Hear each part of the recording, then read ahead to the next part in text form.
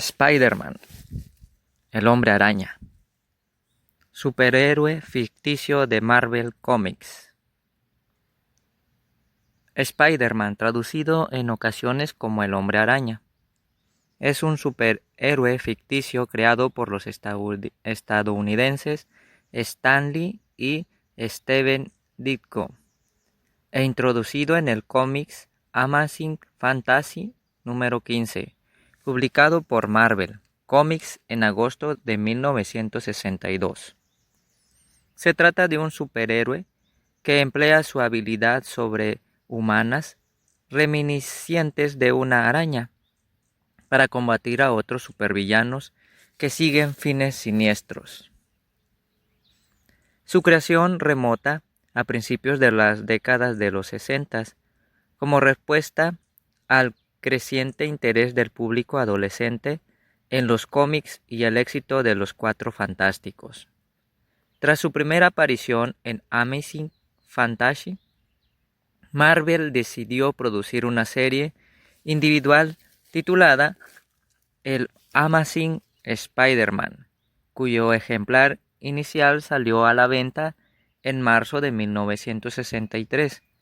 Desde entonces se han distribuido otros varios cómics relacionados con el personaje, así como otros productos que han derivado en el establecimiento de una franquicia de medios.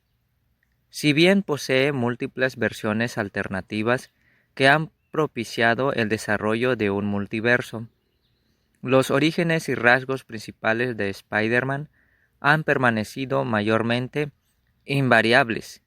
Con el transcurso del tiempo, generalmente su identidad secreta es Peter Parker, un joven huérfano neoyorquino que adquiere superpoderes después de ser mordido por una araña radiactiva y cuya ideología como héroe se ve reflejada primordialmente en la expresión: un gran poder conlleva una gran responsabilidad. Suele ser asociado con una personalidad bromista, amable, inventiva y optimista, lo que le ha llevado a ser catalogado como el vecino amigable de cualquiera, lo cual, aunado a sus vivencias caracterizadas por los problemas cotidianos, atrajeron el interés del público al contrastar con el arquetipo de superhéroe de la industria. Entre sus habilidades destacan la fuerza, el combate y la inteligencia, además de ser capaz de producir y lanzar telarañas sintéticas con ayuda de unos lanzadores que van sujetos a sus muñecas, trepar, adherirse y desplazarse a través de muros y edificaciones y percibir peligros, amenazas a su alrededor de forma precognitiva. Gracias a su sentido arácnido, algunos de sus colaboraciones con otros superhéroes incluyen a Antorcha Humana, Iron Man, Capitán América y los Vengadores, mientras que algunos de sus rivales más recurrentes son el Duende Verde, Doctor Octopus y Venom, así como grupos delictivos como los Seis Siniestros y los Herederos. Spider-Man es considerado como uno de los mejores personajes de todos los tiempos, cuya popularidad e influencia lo ha llevado a ser adoptado por Marvel como su mascota, además de ser el superhéroe más redituable de la industria, cuyos ingresos excedieron los 25.000 millones. En el 2018, su franquicia incluye producciones televisivas, cinematográficas, radiofónicas, literarias y de videojuegos. Los actores que han interpretado al personaje en el cine son Tobey Maguire en la trilogía Spider-Man de Sam Raimi y Andrew Garfield en dos películas dirigidas por Mark Webb y Tom Holland en Marvel Cinematic Universe. También fue interpretado por Jack Johnson y Chris Pine en la película animada Spider-Man: Un Nuevo Universo. Spider-Man ha sido bien recibido como superhéroe y personaje de cómics y ha menudo se lo clasifica como uno de los superhéroes de cómic más populares e icónicos de todos los tiempos y uno de los personajes más populares de toda la ficción. Creación y desarrollo. Antecedentes. En 1962, el editor y escritor Stan Lee de Marvel Comics comenzó a trabajar en la creación de un nuevo superhéroe, motivado por el éxito de los Cuatro Fantásticos. Ante el creciente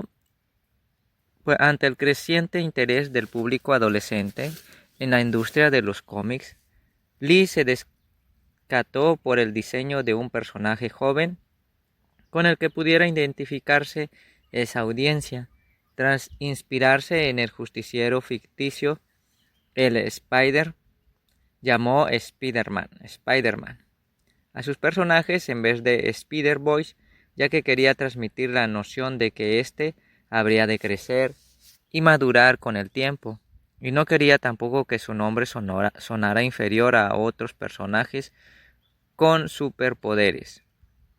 Guión medio en el nombre habría de servir para diferenciar de Spider-Man de DC Comics. Inicialmente, Martin Goodman se mostró en desacuerdo con el personaje, y en esa época era el único editor de quien Lee necesitaba su aprobación para que Spider-Man apareciera en los títulos de Marvel. De acuerdo con una entrevista concedida por este último en 1986, Goodman me dio 1000 razones de por qué Spider-Man no iba a funcionar. A nadie le gustan las arañas. Su nombre suena muy parecido al de Superman. Y como un adolescente puede ser un superhéroe. Le dije que quería un personaje que fuese muy humano, que cometiera errores, que se preocupara, que tuviera acné, que se peleara con su novia, cosas así. Él me contestó, es un héroe, no un hombre promedio. Y le contesté, no es un hombre promedio, que tiene superpoderes y eso es lo que lo hará bueno. Me dijo que estaba loco. Pese a su rechazo inicial, Goodman accedió a incluir el personaje en el que habría de ser el último ejemplar de la antología Amazing Adult Fantasy, distribuido a partir de junio de 1962, y cuya temática versa sobre la ciencia ficción y elementos sobrenaturales. La conclusión de esta serie no impidió que el personaje continuara apareciendo en las siguientes publicaciones mensuales de Marvel. Una vez aprobada la publicación del Hombre Araña, Lee contactó al dibujante Jack Kirby para continuar con el desarrollo del superhéroe. Kirby le contó sobre un personaje inédito en el que había colocado con Joy Simon en los años 1950, específicamente un joven huérfano que vivía con una pareja de adultos mayores y que tenía poderes sobrehumanos gracias a un anillo mágico. Tras llevar a cabo una conferencia de relato, Lee le pidió a Kirby que profundizara en el desarrollo de ese concepto y dibujara algunos bosquejos que habría de ser ilustrados por Steve Ditko. Tras un primer intento infructuoso de Kirby, traducido en 6 páginas, que dijeron insatisfecho a Lee, ya que no era el personaje que yo quería, era demasiado heroico. Finalmente, Ditko consiguió el estilo visual que éste buscaba de acuerdo con este último. Una de las más primeras cosas que hicieron con Spider-Man fue crear un disfraz que es una parte visual y vital del personaje, pero ante ello tenía que saber cómo iba a lucir, por ejemplo, un poder para adherirse a las superficies, por lo que no usaría botas o zapatos duros, un lanzador de telaraña oculto en sus muñecas en vez de una pistola con una funda, etc. No estaba seguro de que a Stan Lee gustaría a la idea de cubrir la cara del personaje, pero lo hizo porque ocultaba un rostro obviamente juvenil y también le añadiría misterio al personaje. A pesar de lo anterior, Lee prefirió que Kirby dibujara la portada y que Ditko se encargara de ilustrarla, ya que tenía mucha confianza en él del primero. Con el paso del tiempo, la contribución de Ditko en la creación del personaje estuvo sujeta a discusión. En una entrevista de 1965, el historietista reiteró que él había concebido la vestimenta, el accesorio de telaraña en la muñeca y el sentido arácnido de Spider-Man, mientras que Lee había sido responsable del nombre. En otra entrevista concedida en 1988, el dibujante Eric Stanton, con quien Ditko compartió en algún momento un estudio en Manhattan, reveló que él también había trabajado en guiones gráficos y ha añadido algunas ideas, pero así fue una creación de Esteve por completo. Creo que yo agregué el concepto de la telaraña que sale de sus manos.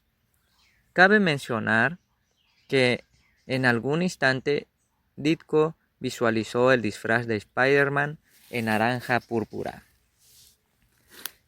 Kirby aportó otra versión sobre los hechos que condujeron a la creación del personaje. En su testimonio destacó que Joe Simon y el desarrollo en los años 1950 a un personaje llamado Silver Spider para el cómic Black Magic de Crestwood Publications, a partir del cual surgió el concepto de Spider-Man. No obstante, Simon lo contradijo al señalar que Black Magic no había influido en el diseño del personaje y que antes de nombrarlo Silver Spider tenía pensado llamarle Spider-Man.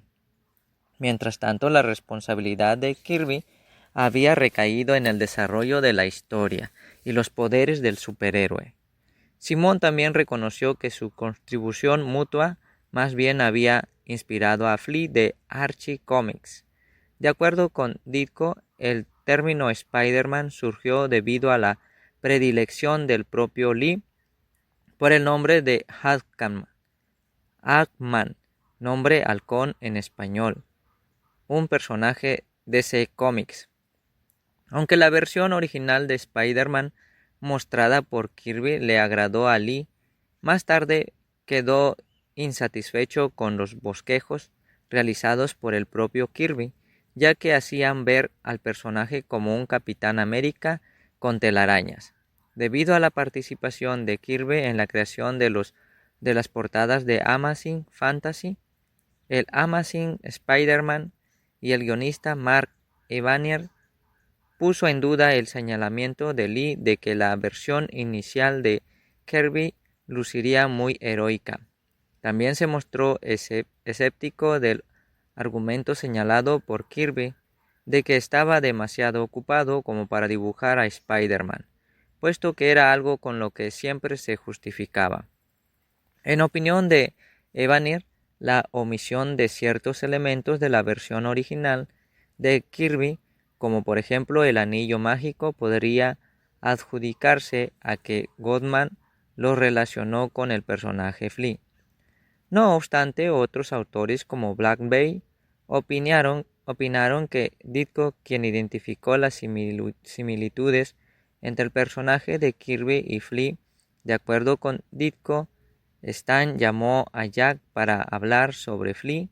Días después, Stan me dijo que yo dibujara los paneles a partir de la sinopsis de Stan. Se fue el anillo mágico, la versión adulta de Spider-Man y cualquier otra idea legendaria que la trama de Spider-Man habría tenido. De esta forma, Ditko empezó a expandir la premisa de Lee de un adolescente que desarrolla sus poderes tras ser mordido por una araña, lo que le llevó a ser el primer artista por contrato de su generación que creaba y controlaba el arco narrativo de su serie. Al respecto, Ditko nunca supo de quién provino la idea de Spider-Man, pero sí confirmó que esa versión del personaje era distinta a la que se había ilustrado para la versión de Kirby. Este suceso se asemejó al que dio origen a Thor, también a Kirby, el cual se inspiró en el personaje homónimo de la mitología nórdica. En opinión de Ditko, si la obra de Thor creada por Jack es de su autoría, ¿por qué no la obra de Spider-Man es una creación de Stan Lee y mía? A principios de los años 70, Kirby reconoció que Ditko hizo que Spider-Man funcionara y se puso de moda gracias a lo que él hizo, mientras que Lee, además de atribuirse el mérito de la idea original, admitió la contribución de Ditko al señalar que si Steve quería ser llamado como creador de Spider-Man, creo que se lo merece. Adicionalmente, destacó que el disfraz diseñado por Ditko resultó clave para el éxito del personaje, puesto que el traje cubre completamente el cuerpo de Spider-Man y la gente, sin importar su raza, puede visualizarse a sí mismo dentro del traje e identificarse aún más con el personaje. Década de los 60s y 70s, Goodman se mostró sorprendido por las ventas del ejemplar inaugural de Spider-Man, lo que supuso el lanzamiento de una serie individual titulada The Amazing Spider-Man, cuyo primer tomo estuvo disponible en el mercado a partir de marzo de 1963. Durante sus primeros 2 años de distribución, durante los cuales empezaron a difundirse también los anuarios de verano en 1964, se incluyeron varios de los antagonistas y personajes secundarios que acompañan a Peter Parker en sus aventuras, tales como J.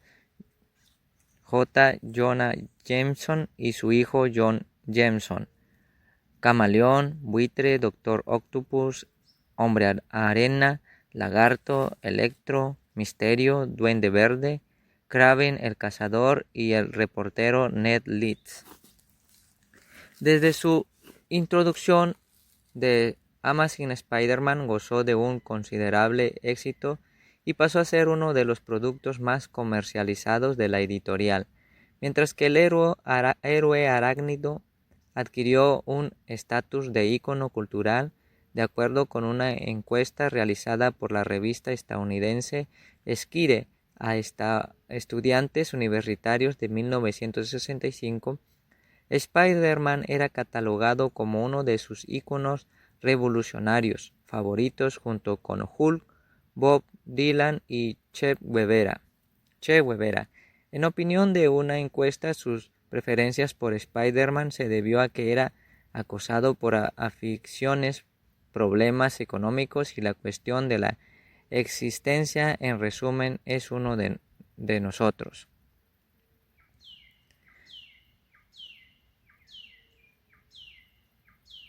El tomo 33, publicado en febrero de 1966 y cuya trama finaliza el arco narrativo, incluye una secuencia en la que, después de enfrentarse contra Octopus, Parker queda aprisionado por maquinaria pesada y logra huir tras adquirir una mayor resiliencia gracias a los recuerdos de su familia. Esta esencia se hizo acreedora de críticas favorables que la catalogaron como la secuencia más querida de la era Stan Lee.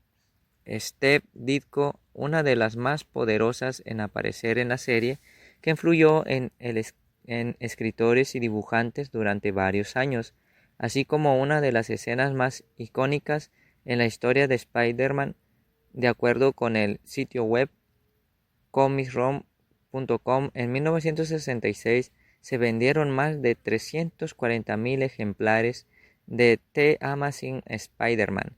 Ese año marcó también el fin de la colaboración entre Lee y Ditko debido a una serie de desacuerdos. Sucesor John Romita Sr. empezó a trabajar en The Amazing Spider-Man en agosto de 1966.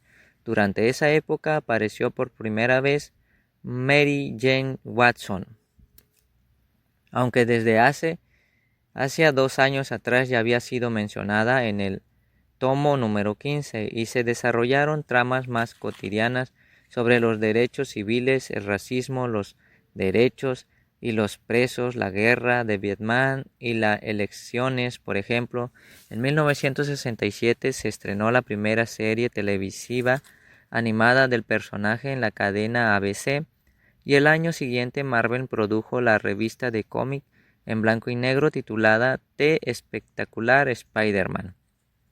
El Departamento de Salud, Educación y Bienestar contactó a Lee en 1970 para pedirle que incluyera un mensaje antidrogas en algunos de los títulos más vendidos de Marvel, a pesar de que los Comics Code Authority prohibía la adición de cualquier elemento relacionado con el uso de drogas ilegales en esas publicaciones.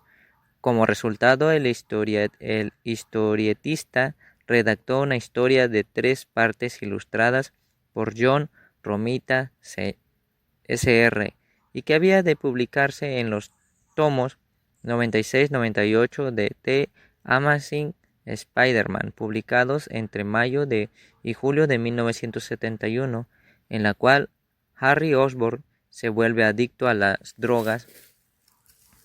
Esta información es usada por Spider-Man durante su enfrentamiento contra el padre de Harry, el Duende Verde, para desarrollar el villano, y si bien la publicación cumplió con el propósito solicitado por el gobierno estadounidense y los Comics Code Authority, se rehusó a brindarle a Marvel su sello de aprobación en esos tomos.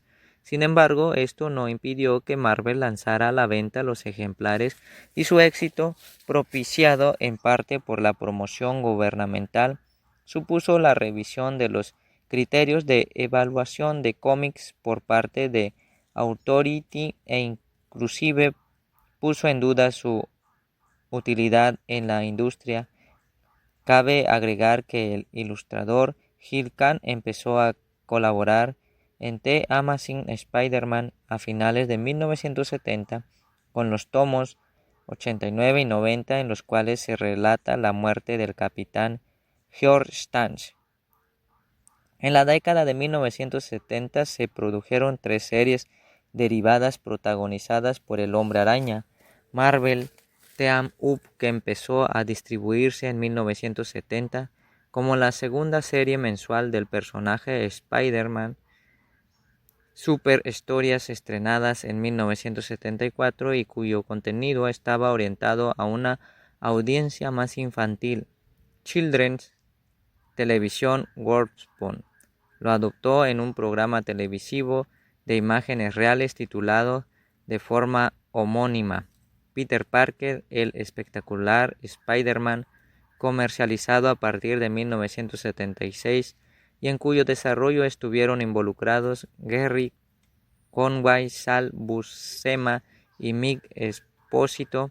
De acuerdo con Conway, esta serie surgió en respuesta al hecho de que Stan me quería de vuelta, particularmente Spider-Man, pero yo no quería arrebatarle Amazing Spider-Man a Len Wein, que en ese entonces era el escritor constante, así que Stan lo vio como una oportunidad de lanzar un segundo título de Spider-Man, que era algo que había querido hacer desde hace tiempo.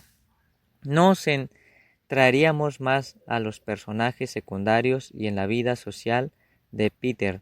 Antes de finalizar esa década se produjo igualmente la segunda alianza estratégica entre Marvel y DC Comics, con Superman contra el Amazing Spider-Man, publicado a principios de 1976. La primera mitad de los años 80 se vio marcada por la transición de varios escritores e ilustradores de Amazing Spider-Man, entre los cuales se encuentra Dennis O'Neil, Ron Romita Jr., Roger Stern, Tom DeFalco y Ron Frenz entre